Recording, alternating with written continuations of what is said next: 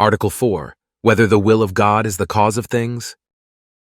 Objection 1. It seems that the will of God is not the cause of things. For Dionysius says, "As our sun, not by reason nor by pre-election, but by its very being, enlightens all things that can participate in its light, so the divine good by its very essence pours the rays of goodness upon everything that exists. But every voluntary agent acts by reason and pre-election. Therefore God does not act by will, and so his will is not the cause of things." Objection 2.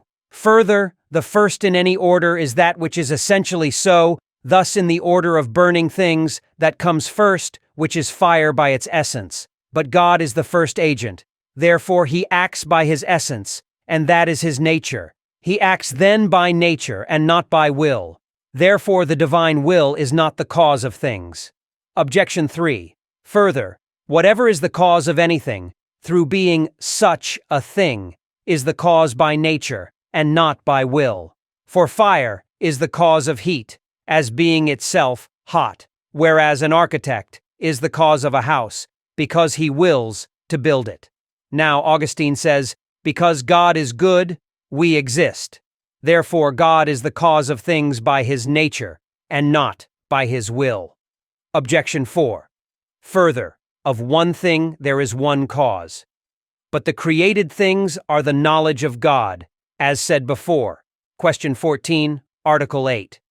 Therefore the will of God cannot be considered the cause of things. On the contrary, it is said, Wisdom 11:26, "How could anything endure if thou wouldst not?"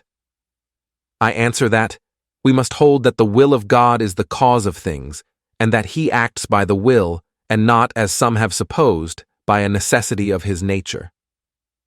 This can be shown in 3 ways. First, from the order itself of active causes.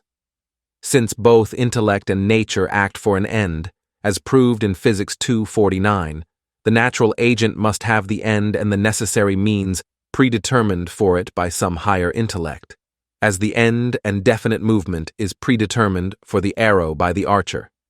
Hence, the intellectual and voluntary agent must precede the agent that acts by nature.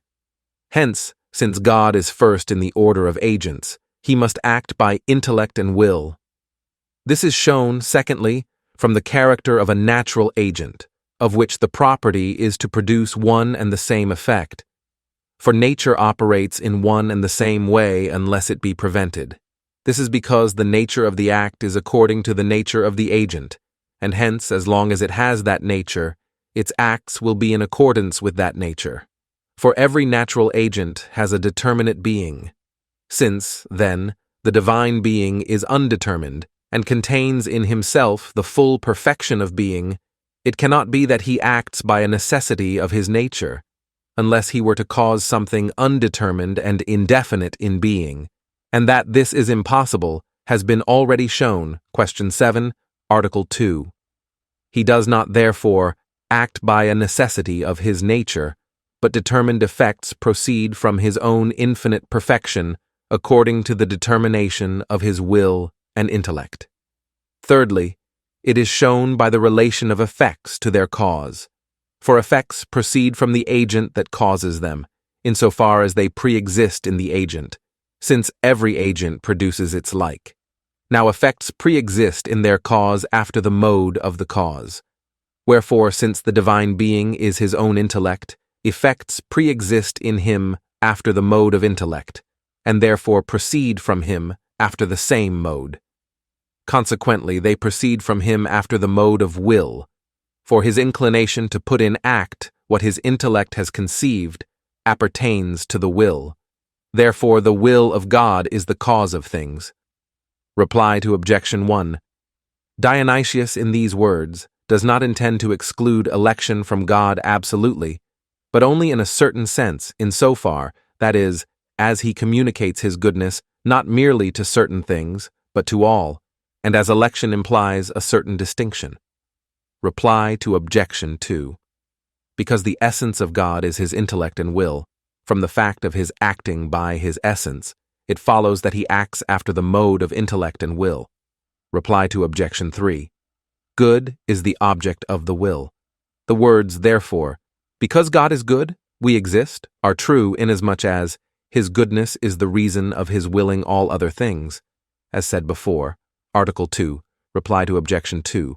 Reply to Objection 4. Even in us, the cause of one and the same effect is knowledge as directing it, whereby the form of the work is conceived, and will as commanding it, since the form as it is in the intellect only is not determined to exist or not to exist in the effect, except by the will. Hence, the speculative intellect has nothing to say to operation, but the power is cause, as executing the effect, since it denotes the immediate principle of operation. But in God, all these things are one,